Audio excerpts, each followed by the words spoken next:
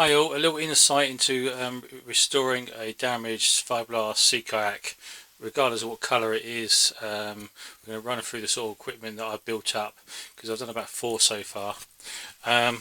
Gloves, safety goggles, spatulas, little containers to make everything up in, some rag, a little Dremel grinder to grind out the holes, to clean them all up.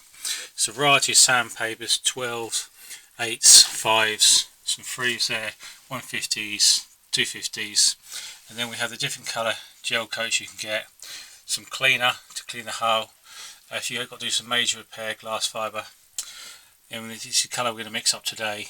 I use little syringes which will fit inside the hardener bottles, and I measure everything out with a spoon.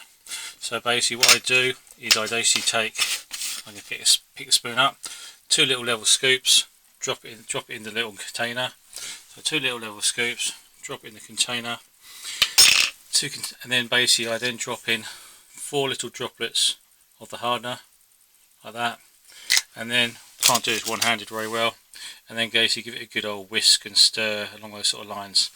And then little holes I created in an old board I got in the workshop, apply it over the hole, fill the hole, try and have the sea kayak level, or as it will run down, and then when you go to clean the area up, you then put the bit of masking tape around the hole, so you don't end up sanding your hull away,